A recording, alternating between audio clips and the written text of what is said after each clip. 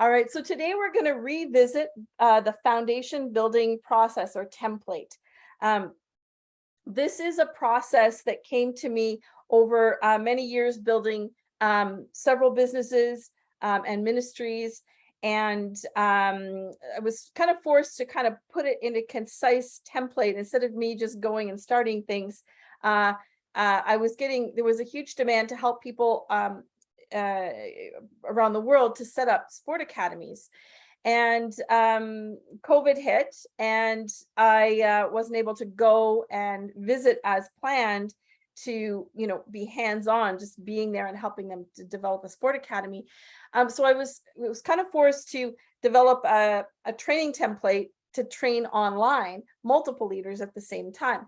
And so this template to build the foundations kind of came from all of that. And so something good came of COVID. There's many things, but this will be one of them. So God has called us to build skyscrapers and not just bungalows. So bungalows are small houses, one story and quite small, whereas a skyscraper is tall with many units inside of it. And so what he's called us to build is something very big.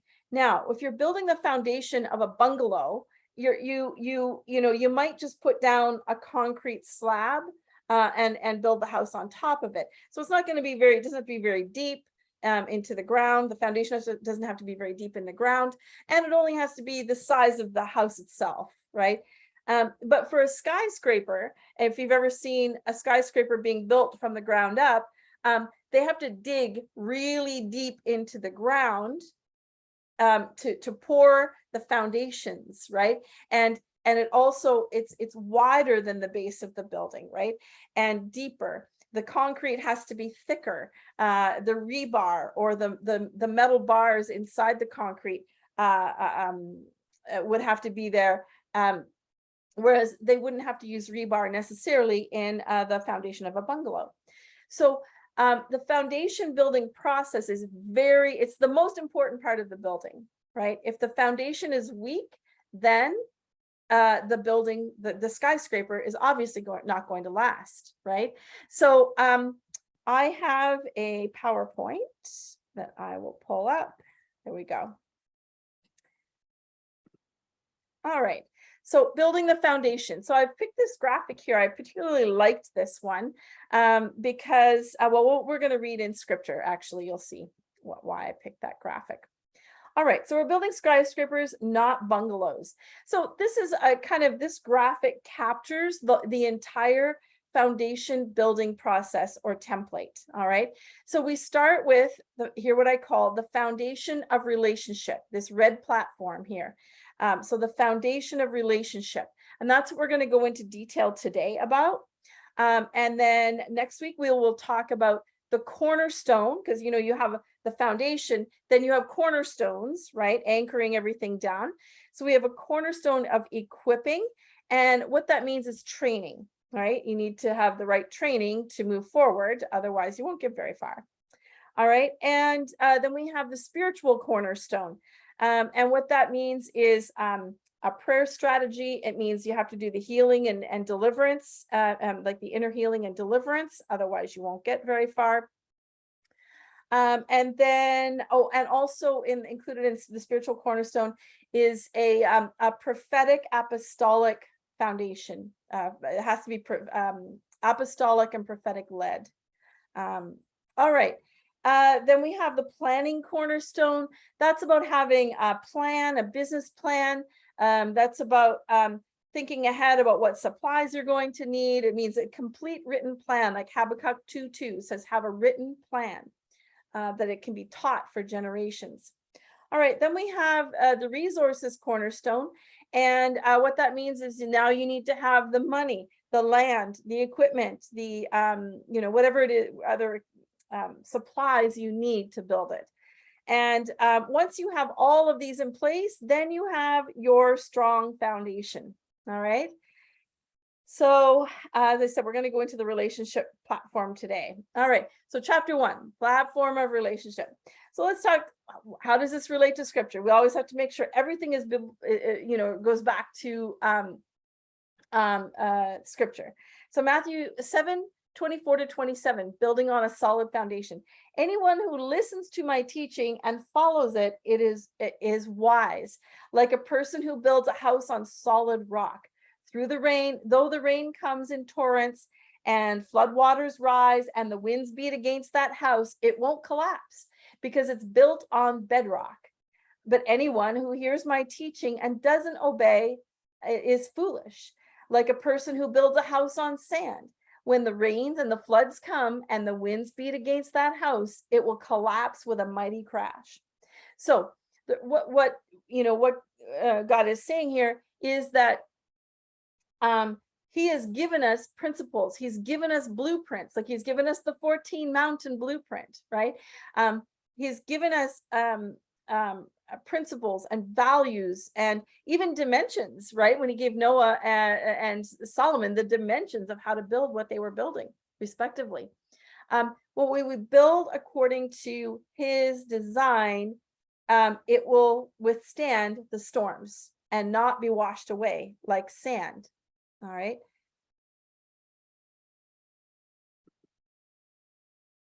All right.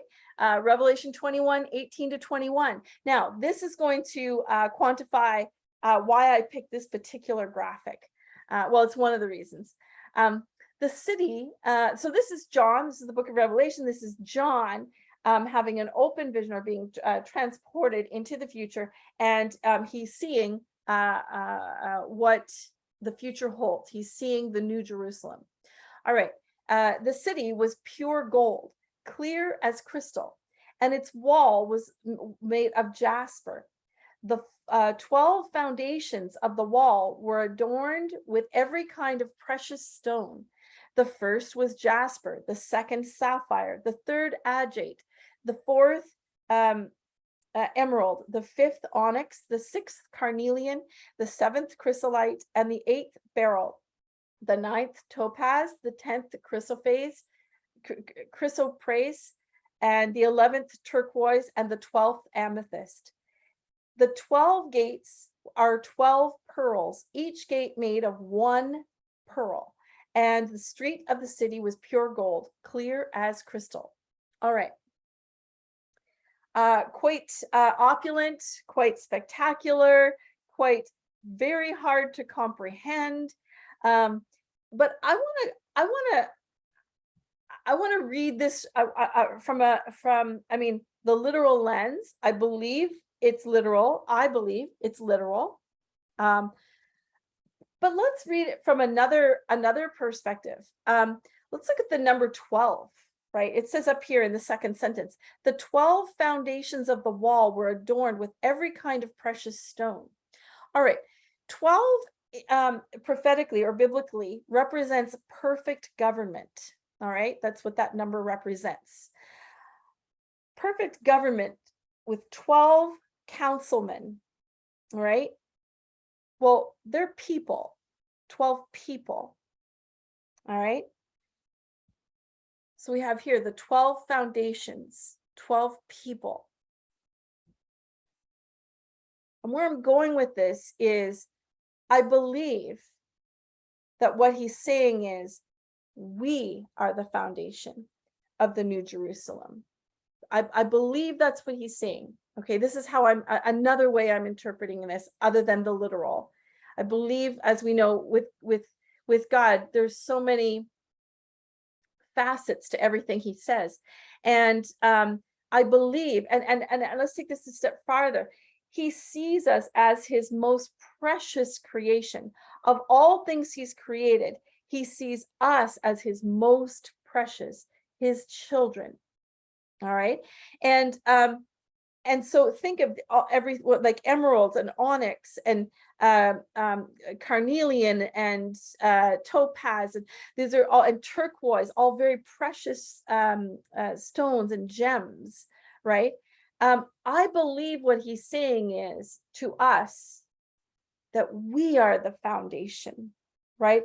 So in addition to building, like, remember the first one is that literally the New Jerusalem was built with these components, literally. So what we're building is not just, is of course a physical thing, right? It's a real thing, something we can touch, right? And look at. It's tangible. But I believe there's a parallel to that, in that we are his foundation. Now, we are physical beings, but what I believe what he's saying here is that as we come together, we form the New Jerusalem on a relational level and a spiritual level. And when we're united as one in relationship, we form there's a spiritual bond, a covenant that happens with that. And I'm going to go into more detail about that. But this is how I'm interpreting this. That there's a physical building,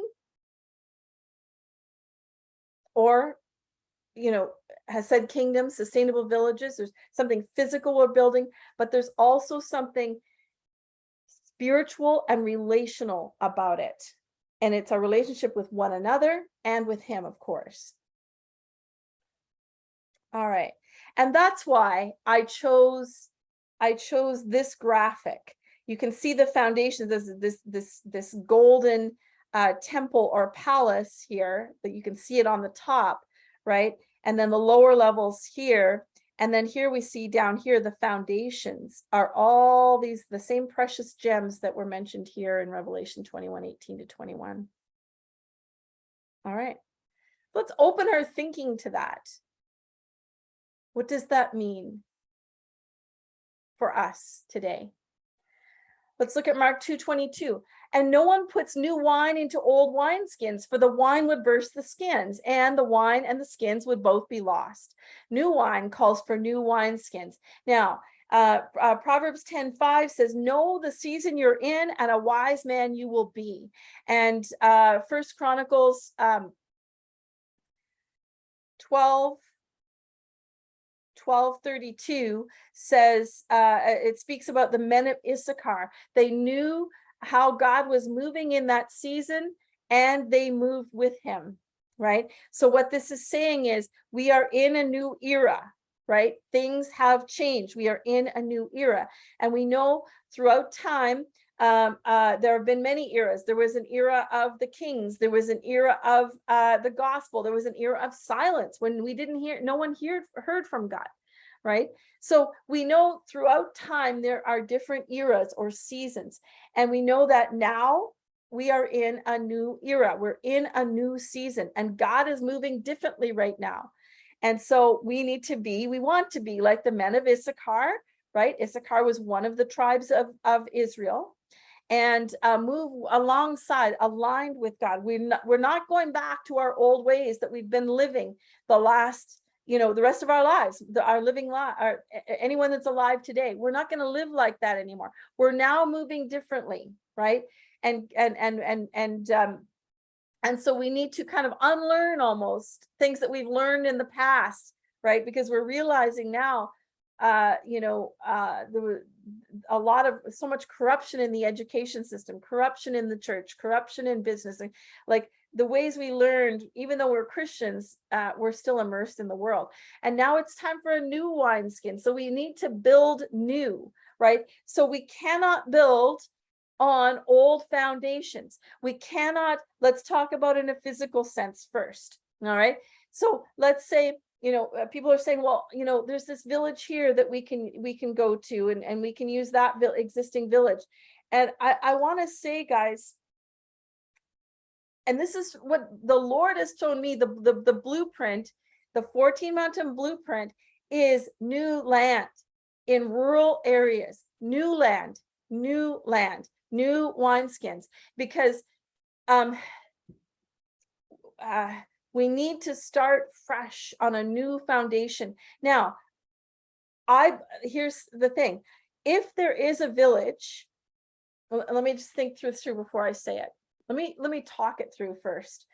If there's a small village of people, and you go in and they all accept Jesus, and they're all baptized in the Holy Spirit, in water and the Holy Spirit. And all the evil altars are cleared from that land. So in other words, the people, there's a new wineskin in the people, remember? Because when we're born again, we die to our old self and we're born new. It's a new life, right?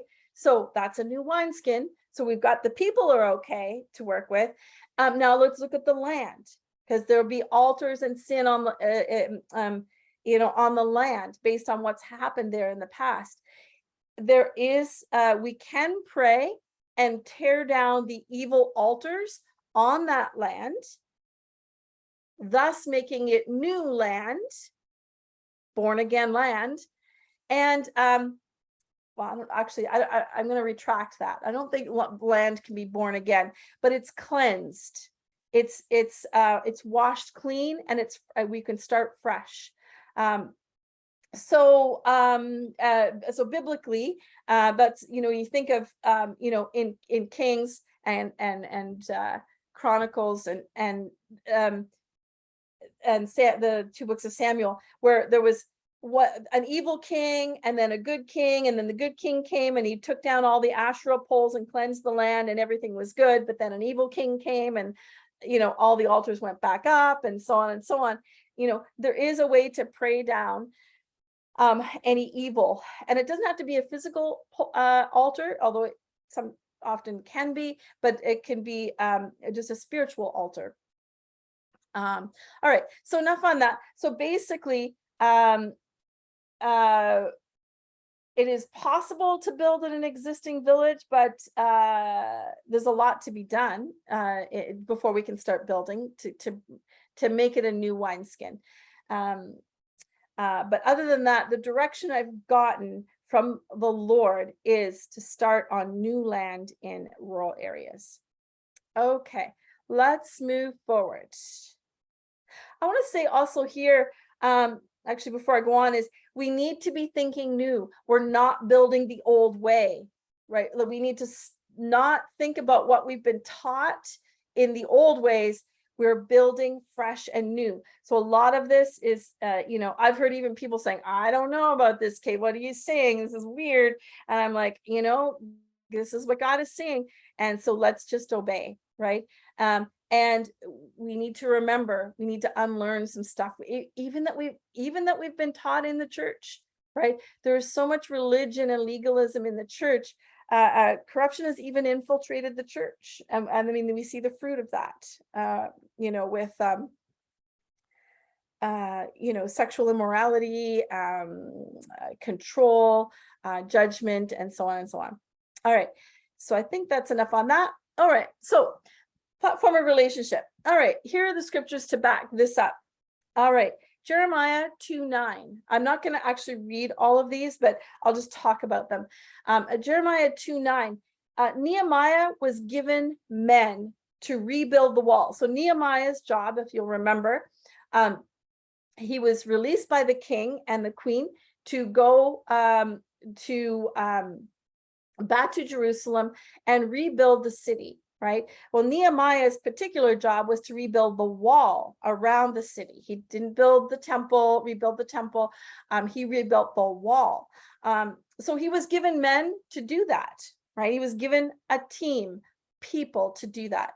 Genesis 1:1 and 26. Father, Son, and Holy Spirit. Even God works as a team. Father, Son, Holy Spirit. I would say the best team that's ever lived. So Father, Son, Holy Spirit, even God works as a team. Matthew 4:18-22, Jesus had the disciples. Even Jesus didn't work alone. He had a team, right? Now, he didn't need a team, but he chose a team, right? And with that team, he was able to multiply exponentially what was done. And after he went, ascended back up to heaven, the team was left to continue the work, right? All right. 1 Samuel 21:2, David's mighty men. David had a team, right? He couldn't fight all those other armies on his own. So he had a team. All right, Ecclesiastes 4:12. Oh, actually, David also had Jonathan. All right. Ecclesiastes 4:12, 3 standing together. So I'll just speak that. So that's one man standing alone is easily defeated. 2 men fighting back to back can defend themselves, and 3 as braided together as a cord are undefeatable. So there we have it, team. All right, Judges 7, 5-8. God will show you who he wants on your team. Let me just read that one.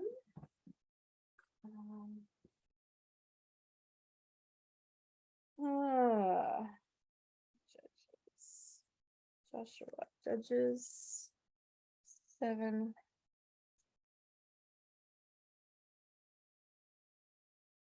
Five to 8. So Gideon took the men down to the water where the Lord told him, separate those who lap the water with their tongues like a dog from those who kneel down to drink. 300 men lapped with their hands to their mouths. All the rest got down on their knees to drink. All right. So basically what he's saying here, I could go on, but you're seeing what I'm saying. What he's saying here is that God will show you who to bring onto your team. One way or another, he will show you who to bring onto your team. All right, let's move on. Okay, so now, okay, there's 2 parts to the building the platform of relationship. All right, 2 parts. One is, of course, just pull your team together, build your team, and the second is then build covenant relationship. So it's one thing to have a team. It's another thing altogether to be in covenant relationship. All right. Now let's just go through here. So when you're building your team, what you're looking for is born again, spirit-filled Christ followers, right? Now, I would be honest, sometimes I've built teams where they were, how would I put this? Spiritual juniors, right? Or early in their walk, let's just say, okay? And they became spirit-filled after and during the building process. So I'm going to qualify this. Again, God will show you who to bring onto your team, but as you're discerning, and I would say especially right now, here's what I'm discerning.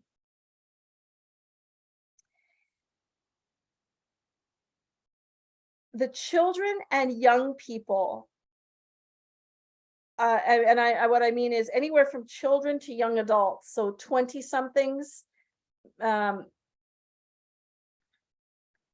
are going to form leadership. I believe there needs to be an apostle, like a senior person, mentoring them. But just like Jesus and Mary and Joseph raised Jesus, right? They knew he was the Messiah, but they raised him in such a way that they knew he was going to be, let's just say, greater than them, right? They were raising the Messiah, so they raised him in such a way that they didn't stifle him, that they fanned his flame, that they provided and protected him, provided for and protected him, but they allowed him to grow into the fullness of who he was, right? All right. So keep that in mind when you're building your team. Be open. And I'm now actually seeing, this is actually, my eyes were open to this just that last week, to focus more on young leaders for leadership teams. And the reason why is I had an experience with a leader within our Hesed family, a young gentleman who blew me away with his spiritual maturity and his spiritual intelligence. And I saw in him a new generation, new wineskin, where you know, I'll just speak for myself. I've had to unlearn a lot of things I learned in the church, right? I've had to unlearn a lot of religion and legalism, right? And where I'm seeing a fresh new generation of leaders that are coming up, that God, and actually I prophesied this a while ago, I just remembered that the children and young people are going to have an anointing on them where they're immune to religion, where they break that shell of religion off the church, and actually go beside the church, and like the religion filled church, and they're how to put it, and they're really building with a new wineskin. So I say that is, I'd say be mindful and look to the young adults and even the children for leadership. To be honest with you, I believe there's an anointing on them that we need to fan the flame. We need to be the Marys and Josephs and lift them up and position them. All right. And even put them on your leadership teams. We need that prophetic, apostolic, that fresh wine. All right. So you also are looking for people with shared vision, that God has been speaking to them, the same vision. You're looking for, core values. The apostle sets the core values according to God, but you're looking for people that obviously buy into the core values. And you're looking for fivefold leadership.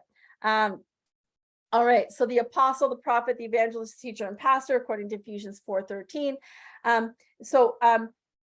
Here's how we'll explain that. In fivefold leadership, when Jesus came, right, Jesus was all five. He was an apostle, a prophet, an evangelist, a teacher, and a pastor. He was all of them in one, right? The glory came when Jesus came to earth, the glory. All right. Now, when he ascended, right? Now, if I was an apostle, a prophet, an evangelist, and a teacher and a pastor, I would be God.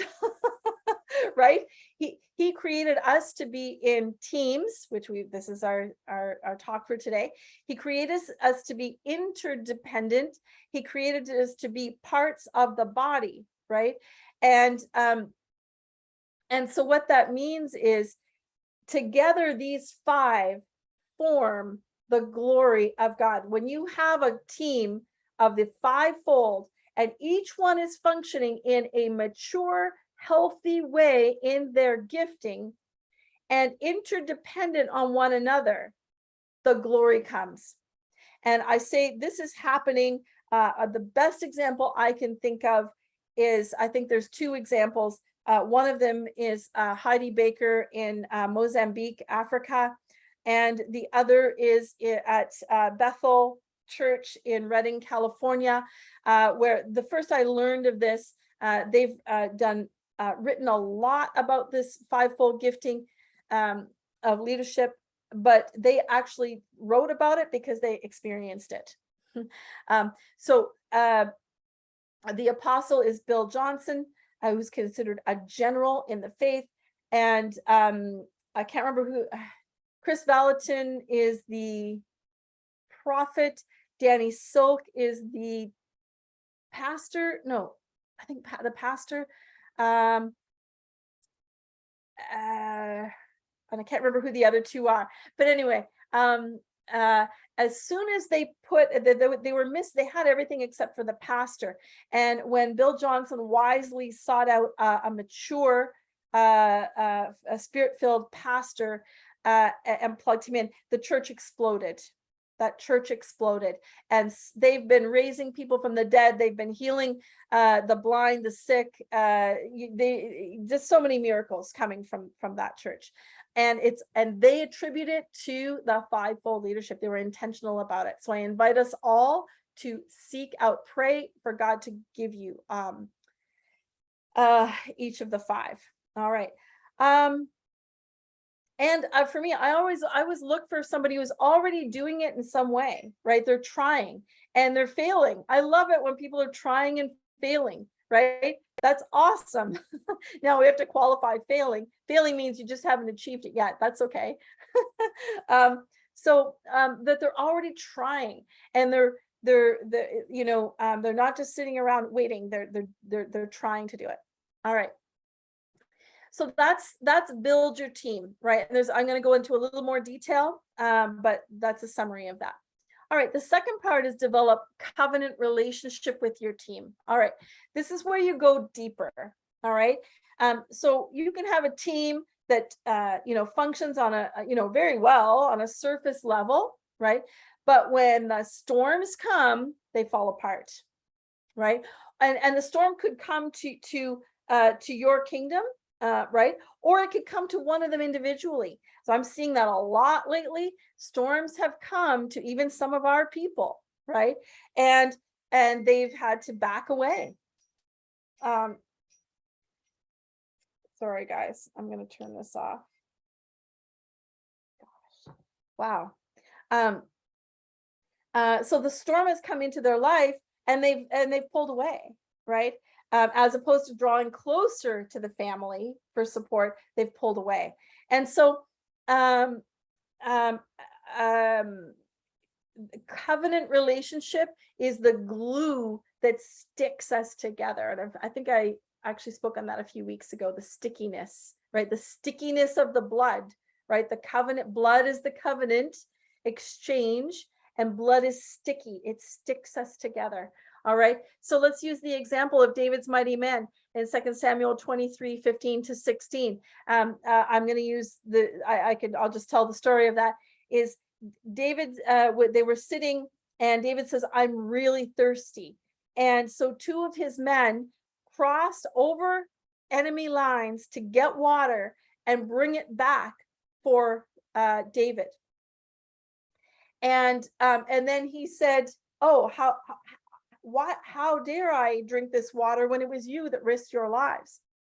Now, we don't know if he drank the water or who drank the water, but this is covenant relationship, willing to lay our lives down for one another, right? Willing to sacrifice ourselves for one another. That's covenant relationship. So we're building that here at the international level, but in each of you, as you're building your kingdoms, this is what there needs to be a strong focus, because we need, remember I was saying at the beginning, we are the foundation of the New Jerusalem, right? Based on Revelation 21, right? We are the foundation, right, of the New Jerusalem. And this is what I mean. A foundation, you use cement. Cement is a glue that holds the mud together, the concrete together, right? I would say, if part one, build your leadership team, that's the concrete of the foundation, right? The covenant relationship is the rebar. I think I have a slide for that. Just give me 1 second. Yeah, there we go. The cement, the concrete is the team, part one, but the rebar, that's these metal bars right here, is the covenant relationship that really binds the team together, all right, and makes it indestructible. Oops, didn't want to go that way. I'm gonna go back here. All right. So we're going to talk a little bit about different ways you can develop covenant. One is just do mission together. Just do something, small, mission-wise together, and start. And when that happens, you know what happens? People are triggered, and so we have to work together. So here I had that. Do mission together. Go on a retreat together. Vulnerability. Develop a culture of vulnerability where you discuss your needs, your issues, and your weaknesses, even the leader. Okay. Anoint and appoint leaders into their roles, right? Until someone's anointed and appointed, there needs to be an official, it's like a king knights a soldier, like he puts a sword on one shoulder and then the other shoulder, and there's an official ceremony to knight this man and to being a nobleman, right? There's an official ceremony. Or like a marriage, there's an official ceremony to say, okay, now you are married, right? So anoint and appoint your leaders into the roles there are to serve, whatever role that is. And that will give them, that will open a door for them to actually serve in that role.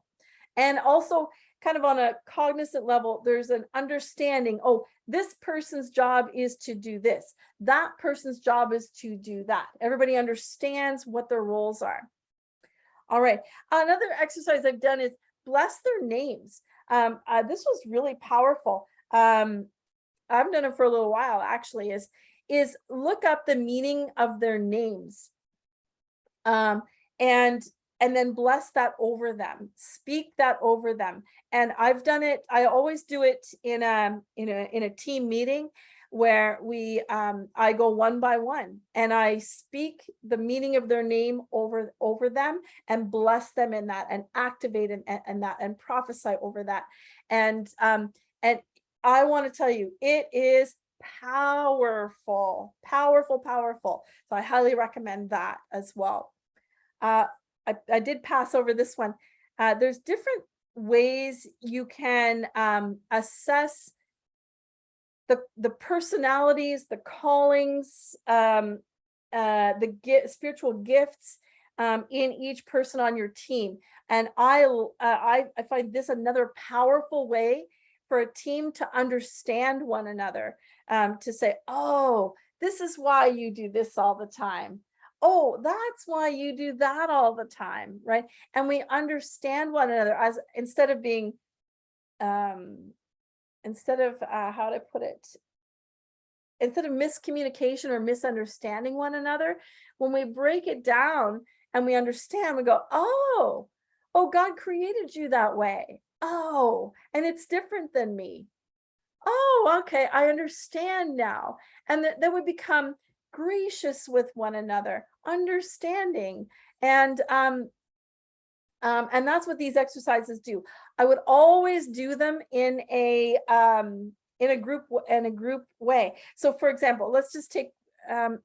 Actually, I'm going to talk about this a little further in a few more slides.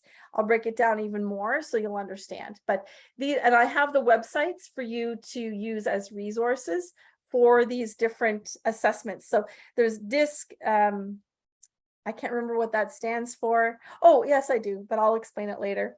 16 personalities. This is a free online assessment. This one is secular, but still it's good. Myers-Briggs is the same as 16 personalities, but it's not free. And of course, the fivefold leadership. We definitely need to be understanding our fivefold giftings. All right, let's press on. Oh, we already did that slide. Okay, now,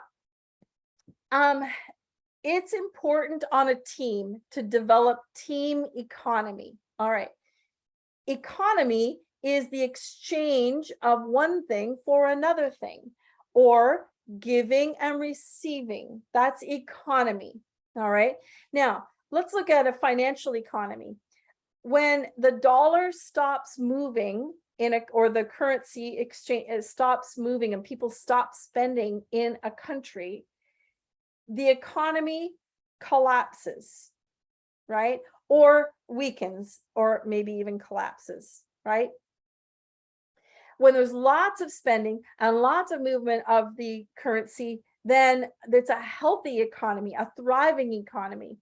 When water is stagnant and not moving, it becomes full of algae. There's no air in it, so fish can't breathe, right? When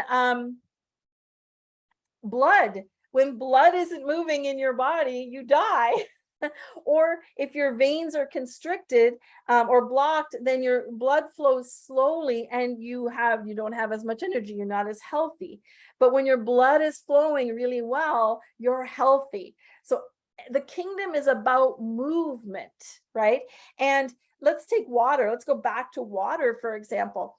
When water is moving really fast, okay, then there's air bubbles, fish can breathe, there's no algae, and it comes alive, it's sparkling, right? And as it comes more and more, if there's large volumes of water moving fast and powerfully, it can actually generate electricity. It generates more energy, right?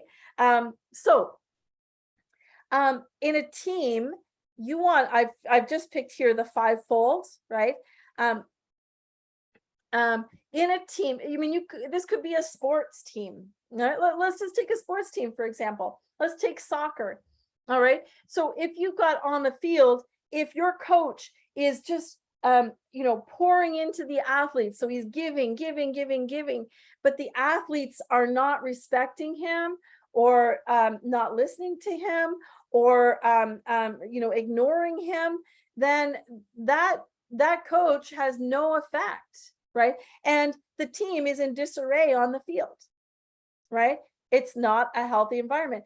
But when the coach pours into the athletes, so encourages them, instructs them, gives them direction, then the athletes then follow the direction.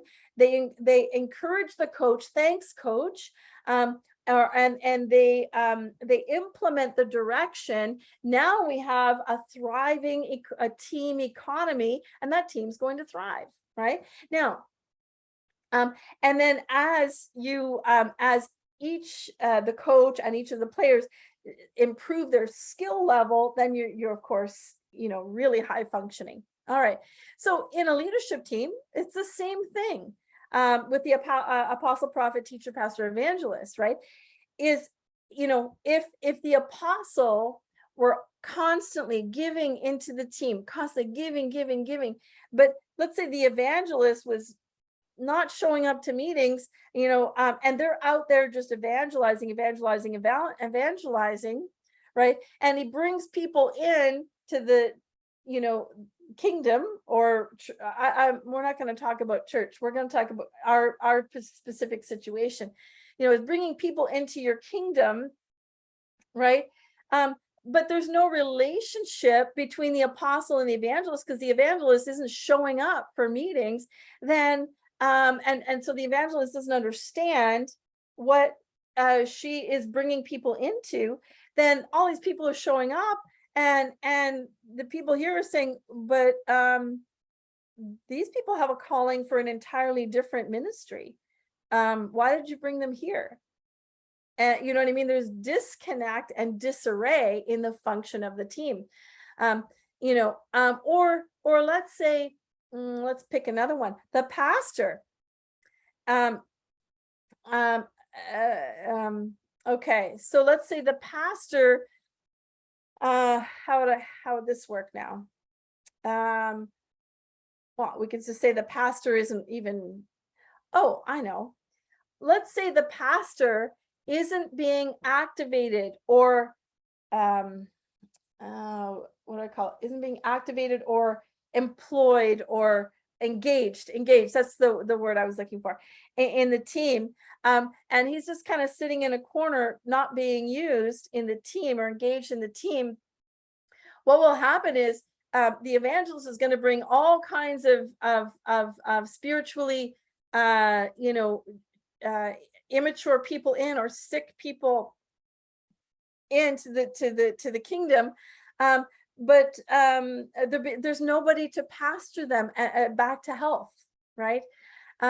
Or if the prophet isn't functioning well, if let's say the apostle isn't listening to the prophet, then they're not getting that direction. Now, apostles receive direction from God, but prophets bring an entirely different perspective on that. So you see what I'm talking about here. All five need to be giving and receiving from the team, right? The evangelist needs to know clearly what the mission of this team is, so when she brings people in, she's bringing them to the right team, right? Okay, I think everybody understands that. Just move on. All right, remember I talked about in building covenant again in your team, part 2 of the platform of relationship. We talked about the DISC analysis. Okay, so this is a way of understanding one another, and I just picked this one because it's simple and easy. So feel free to take a screenshot of this graphic, and I'm just going to break it down of how we need. And just like we have I call them the Fab Five, that's the fivefold giftings.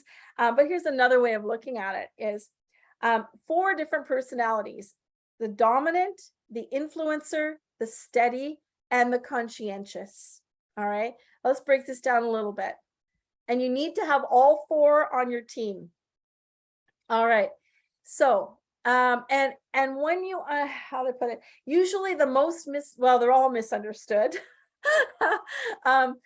I would say one of the most misunderstood are the dominants, but again, it comes down to understanding one another and how God created us. All right, let's start with the dominant. Okay, so the dominants are decisive, they're direct, they're consistent, they're focused, they're results oriented, they're firm, and they're strong willed. They are firmly planted.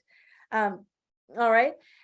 Whereas the influencer, they're outgoing, enthusiastic, collaborative, optimistic, interesting. They're activators, they're inspirers, right? The steady people are even-tempered, they're accommodating, they're patient, they're humble, they're tactful, they're inclusive, they're developers, and they bring harmony to a team. The conscientious, they're analytical, reserved, they're precise, private, they're systematic, they're futuristic, they're strategic, and they bring intellectualization. They intellectualize the team and the process. All right, so you can see all 4 qualities are required. Okay, now when they're functioning well and they understand one another. Okay, now let's talk about, you'll notice these kind of negative traits about each one. And so the dominant person, when each one is functioning in their stress or immaturity, these are the qualities that come out. So a dominant person who is under stress, could be in their personal life, could be within the kingdom, they will become inflexible and demanding, right? And if they're immature, right, so they would become inflexible and demanding. All right, now as they mature and even under stress, this can be managed, of course. All right, that's of course the fruit of the spirit called self-control. All right, so the influencer, when they are under stress or immature, they will be impulsive and irritating. All right, so the influencer will be going this direction, then that direction, then another direction, then another direction. All right. All right, now the steady, in their immaturity and or stress, will be slow and sensitive. They will be putting on the brakes, and we're not going any farther until we get everything back into harmony and smooth and settled again, right? They don't want to go anywhere, right? So they'll put the brakes on a team. And of course, you can see how that would be frustrating for others. All right, the conscientious is calculating and condescending. So he'll be kind of calculating and condescending. I'm trying to think of an example. So under their stress and or immaturity, they'll start talking down to the other ones. All right, so here we are. Let's look at the bigger picture. Let's step out a bit. Okay, so the top 2, the dominant and the influencer, what they have in common is they're active, outgoing, and assertive, right? That's their commonality. But the conscientious and the steady, their common denominator is they're passive, reserved, and reflective, right? We need both. These are good qualities: active, outgoing, and assertive, and passive, reserved. They're all important qualities. Oops. There we go. All important qualities on a team. And when we work in a balanced way, an understanding way, right? For example, the dominant would say, oh, I see, we're in such and such a situation, and it calls for calm, cool, and collected reaction, well, then that dominant person would say, hey, steady, would you come up and deal with this person or this group of people? Right? All right. So let's go to so the opposite sides. Okay. So the dominant and the conscientious are both task-oriented people, right? So they'll focus on the task and the mission over the people, right? And the the influencer and the steady are people oriented. So what that means is they're going to focus on the people over the task. They'll forsake the mission for the people. Okay. Now, yes, we need to be people oriented. Yes. But we also need to be task oriented, right? There's a balance of the two. Now, yeah, we'll go into the other details in a second, but so stepping back on all four, you can see, I hope, how all qualities. So I'm going to say, for example, I'm an influencer. If this were a graph instead of squares, I would fall right about here. Yeah, I would be right about here. So at the high end of active, outgoing, and assertive, I'm up here, far away from passive, reserved, and what was the other one? Huh? And reflective. I'm up here, but I'm close to dominant, but I'm more on the influencer side. So I would land, if I were to take a DISC personality assessment, I would land right about here, okay? Which I have taken the assessment, so that's how I know I'm here. Plus input from other people, right? So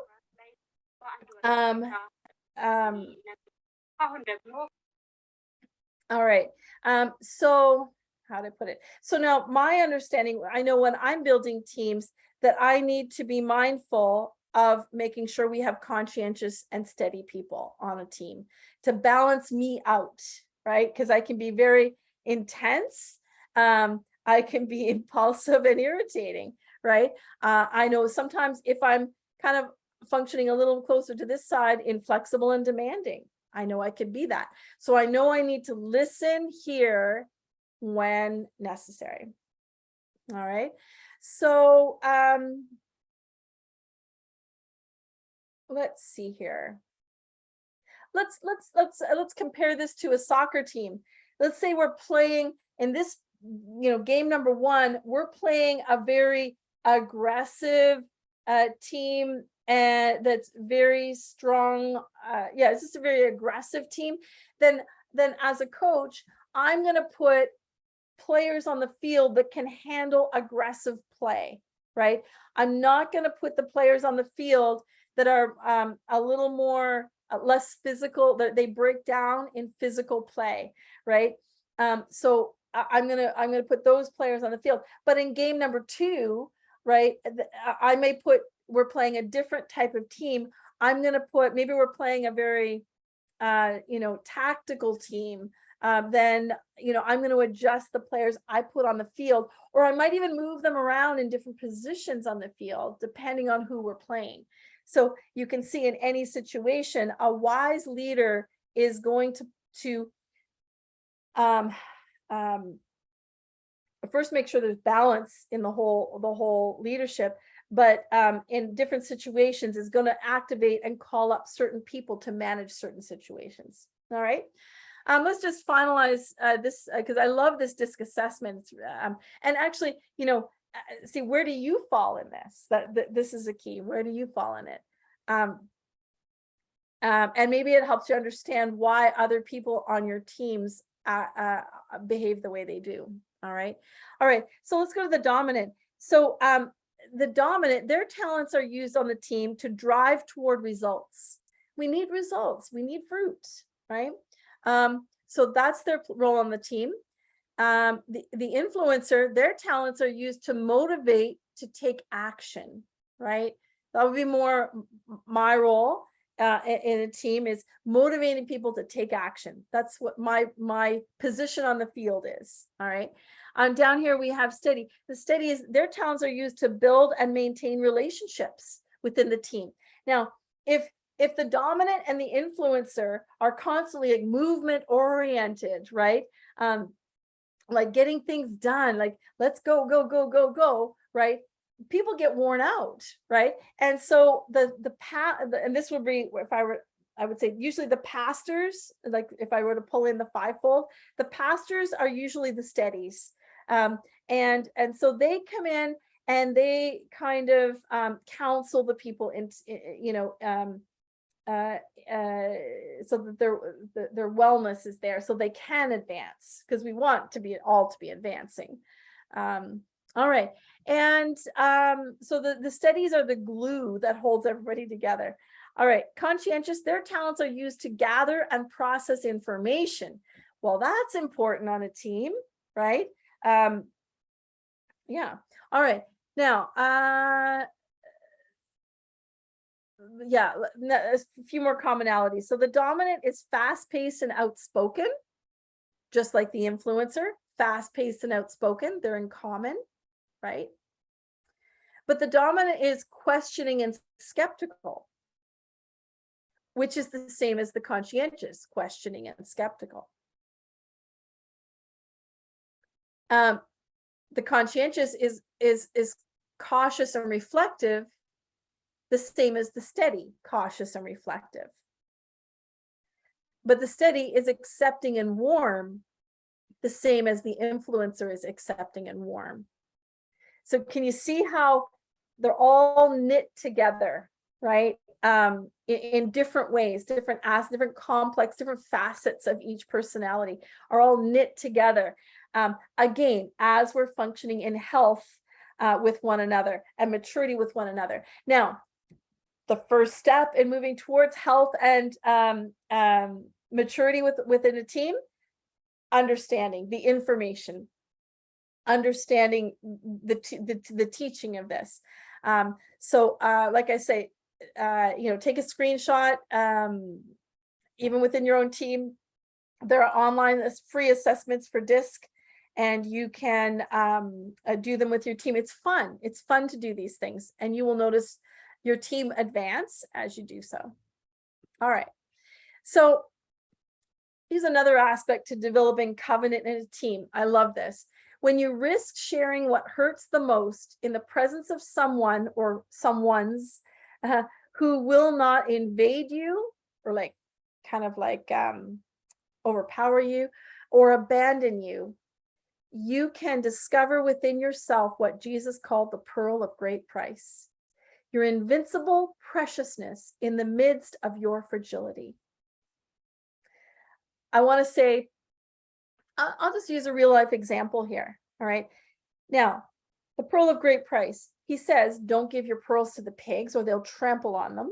Right. So we need to be wise. Again, it says, when we can create a culture within our teams of safety, of people that are not going to invade you, means attack you, judge you, right?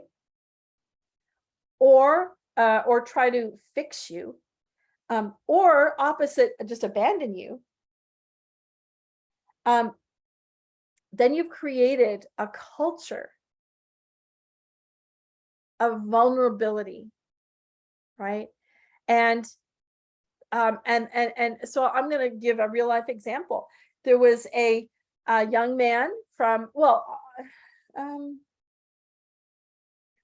yeah, there's nothing confidential with this, but Tinsai from Ethiopia, a young leader in Ethiopia, starting a kingdom there. And we actually met last week, and just so I could see where he was at with his kingdom, help him with next steps. And then I prayed for him and prophesied over him as I was praying. It was wonderful. And then he asked if he could pray for me. Now, Tinsai, I think, is in his 20s. I'm pretty sure he's in his 20s. And he started praying over me, and prophesying over me, and I felt a shift in who I was, right? I felt like as he was prophesying, God was telling him what he saw in me, what God saw in me, and it triggered my heart in ways. It broke things off of me. It was kind of like deliverance, and I was weeping at how, like, wow, God, you see that in me. You see that in me. Wow.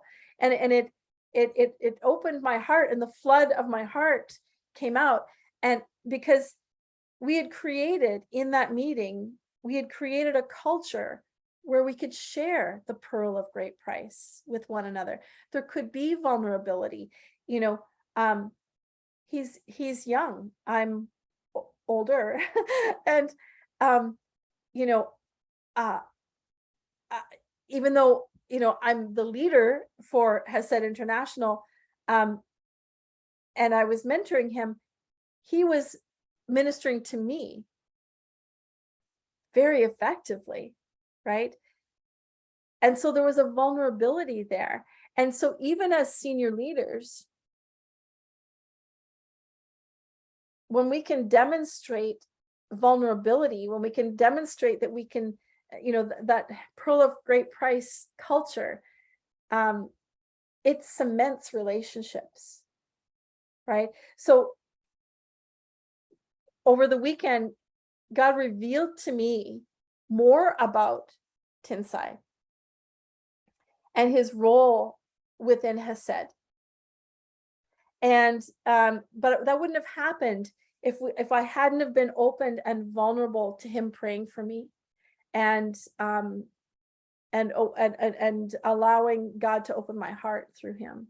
So that's what I'm talking about here, creating that culture. It doesn't matter how old, young, or older, or what level of leadership. It doesn't matter, right? A vulnerable atmosphere creates covenant relationship in a team. All right. I think everyone here knows about the fivefold.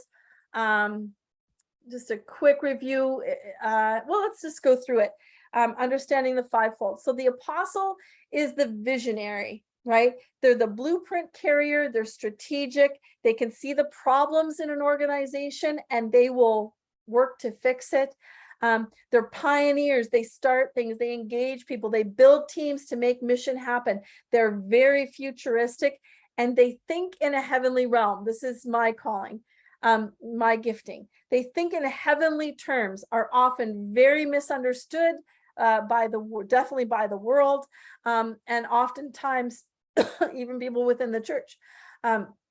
If the church is not apostolic prophetic oriented, if they're teacher pastor oriented, or religious, the apostles are very misunderstood. But we think in heavenly realms and heavenly terms, and our effort is to bring heaven to earth. All right. The prophet is the advisor to the apostle. The apostle and prophet partnership is massively important. So they're an advisor to the apostle. They're acutely attuned to God and deliver his messages to leaders and the people. They're futuristic and they also think in the heavenly realm. All right. The evangelist, they are passionate about the lost. They're creative in telling the good news. They hate meetings and planning. They keep bringing in the fish and are quick to tell the gospel. And I've gifted, mature evangelists. They have so many ways. It's the same truth, the same gospel, but they have this amazing way to discern where a person's at and know how to deliver it through a story. It's amazing. Okay, a teacher, they study the Bible extensively. They're a mature teacher will teach from a heavenly perspective based on the revelations of the apostle and prophet. This is key. Okay, an unhealthy teacher will say, back to the Bible, back to the Bible, back to the Bible, back to the Bible, back to the Bible, back to the Bible, right? Now, of course, there's nothing wrong with the Bible, but an immature teacher will not leave room for the prophetic, the Holy Spirit. They won't leave room for oh, how would I put it? The Spirit of God, right? The teacher, when a team is working well together in a mature way, the teacher is listening to the apostle and the prophet, saying, where is God leading us right now in this moment, this week, this day, this month, this year, this season, and teaches according to that, right? These working in tandem, because usually the apostle is the primary leader. The apostle is always the first one in to start things. Always it starts with an apostle, right? According to God's design, because that's how in Ephesians it says, first the apostle, right? The apostle is the one who pioneers and starts things. So the teacher and the apostle is hearing from God. The teacher needs to be listening. Okay, how is God wanting us to move? Okay, I'll developing a teaching for the people around that.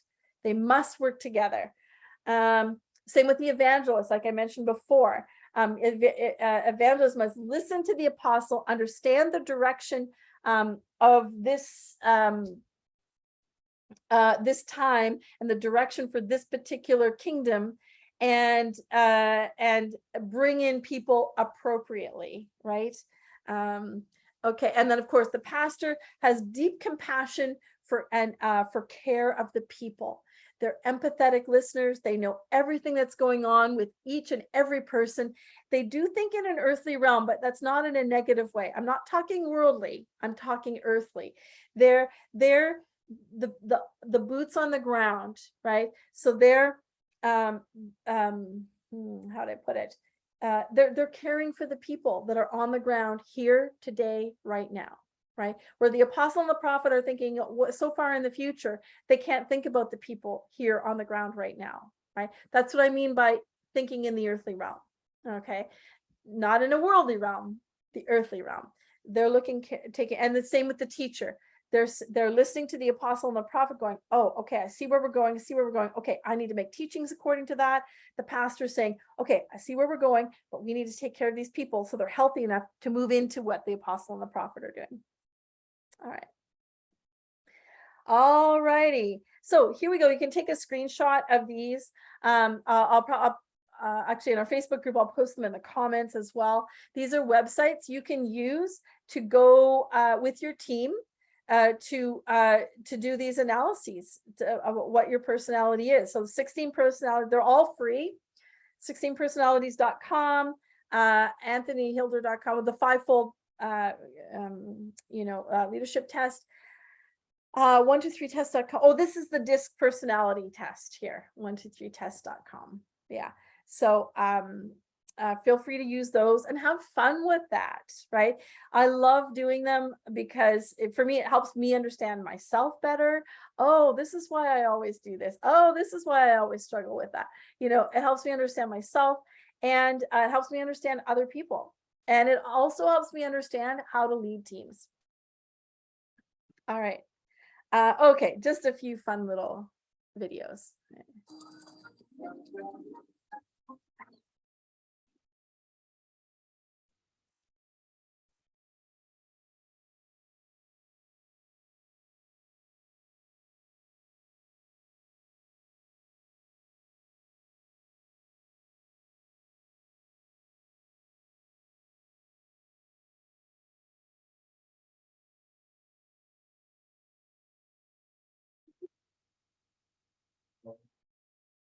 And one more. Oh, hold on.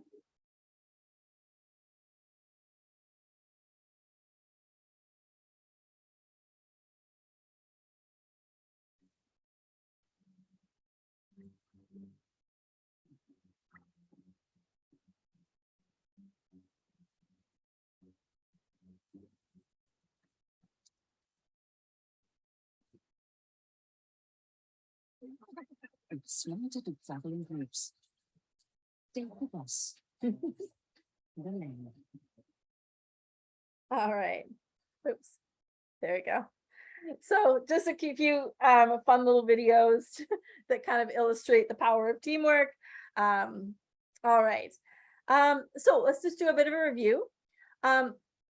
What does your leadership team look like? Is it your family? Is it a coaching team?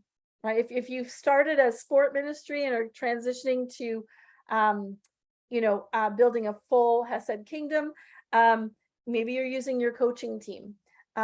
Is it like-minded friends that, you've sat around the living room and said, hey, I think we have a calling to do this, right? Or is it your church, right? What does your leadership team look like? How are you starting your leadership team? And building from there. What things are you going to do to build your team? What things are you doing now to build your team? And what things are you going to do to build your team? And there was obviously a few suggestions today, there probably are more ways to build your team, but this is a starting point, to help you get started. And so remember, there were two parts to building the relationship platform, and that was build the team and then strengthen your team with covenant relationship. So it's kind of, there's two parts there. So what are you going to do about that? What are your action steps? All right. Just another little addition. So no matter what phase you're in, you might have a team that's been working together for a long, long time. Or you might be just starting and maybe you haven't even started yet. But again, we're in the foundation building phase. So even if you've had a team that you've had over a long period of time, it's time to go back and fill in some holes, because all, foundations can get cracks in them. So let's, we always need to be coming back. It doesn't matter if we've been going for 100 years, right? It's we in sports, we would say back to the basics, right? So even Lionel Messi or Cristiano Ronaldo, or I would always say to young players, and they say, oh, do we have to do another dribbling drill? And I'm all, good coaches will always say, go back to the basics, practice the basics. If you're a pianist or a musician, you would practice the scales, right? The platform of relationship, we need to always be going back, and maybe we need new people on our team, more people on our team, or maybe we need to replace people on the team because we're going a different direction. But we always need to be nurturing our team, always, even if we've been going 100 years. So you can build your team up, wide, forward, or deep. Build your team up. That means we need to focus on more spiritual growth of the team. Or assess, do I need to build my team wider? Focus on bringing a range of people into the team, gifts, genders, experiences, ages, different parts of the world. Is that how you need to be strengthening your team right now? Or do you need to build your team forward? So a focus on growth and advancement toward the goal, on starting and advancing new kingdoms, right? Are you in that phase? Or maybe you need to focus on growing deep, focusing on covenant relationship and making of new disciple makers of the children, right? So you kind of have to assess which way right now in this season do we need to grow? What and how? That's one. And second, how am I going to do that? What tools am I going to use to develop my team? What who consultants can I pull in? What training can I provide them? What am I going to do? What's my strategy? All right. I think that's our last slide.